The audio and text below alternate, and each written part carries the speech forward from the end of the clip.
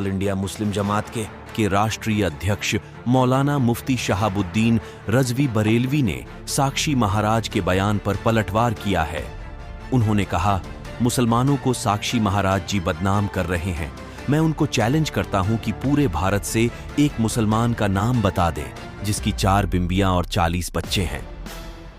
वही मौलाना ने कहा, अब मुसलमान समझदार और पढ़ा लिखा है, उसके यहाँ 2-3 बच्चे और एक पत्नी के अलावा परिवार में कुछ भी नहीं मिलेगा।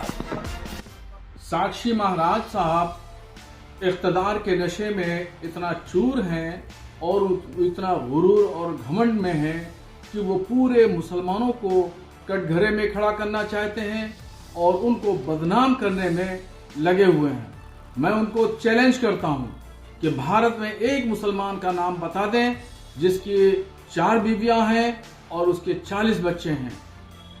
इस्लाम के अनुयायियों को इस्लाम ने इस बात की इजाजत दी है, मगर आपके यहाँ तो जायज और नाजायज का तो कोई तस्वुर ही नहीं है। साक्षी जी, आप पहले अपने गिरबान में झांक करके देखें कि एक जायज के तस्वुर के साथ कितने नाजायज काम आप करते हैं और कहां तक क्या क्या करते हैं, वो कौन सी चीज जो है ढकी छुपी है।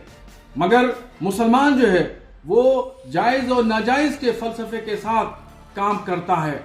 और आजकल मुसलमान पढ़ लिख गए हैं, कुछ बाशूर समझदार हो गए हैं, तो उनके यहाँ 2 बच्चों के अलावा तीसरा चौथा बच्चा नहीं मिलता और एक बीवी से ज्यादा वो 2 बीवियां रखता है। इसकी भी मिकदार अगर देखेंगे तो उंगलियों पे गिन लेने के लायक है, इसके अलावा और कुछ नहीं।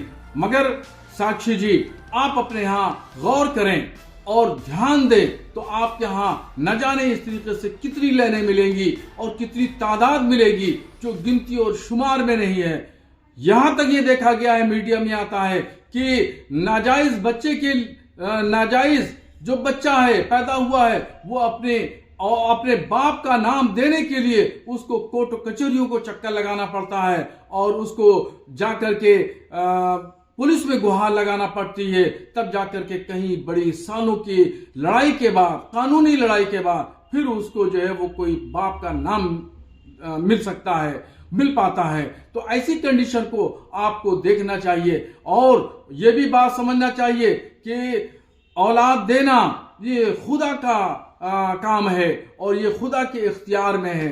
ये जो जमीन है, ये जमीन भी और ये आसमान का शामियाना, ये तमाम चीजें खुदा के इख्तियार की चीजें हैं, ये अल्लाह की नेमतें हैं। इन नेमतों को ठुकराओगे और इन नेमतों को कटघरे में खड़ा करोगे तो जाहिर बात है कि कुछ ही दिन गुजरेंगे कि आपका गुरूर और घमंड आसमान से, फर्श से नीचे अर्श पर आ जाएगा और चूर हो जाएगा। इसलिए साक्षी जी, होश में रहिए और होश से काम कीजिए और समाज को, माशरे को तोड़ने का काम मत करिए बल्कि जोड़ने का काम करिए।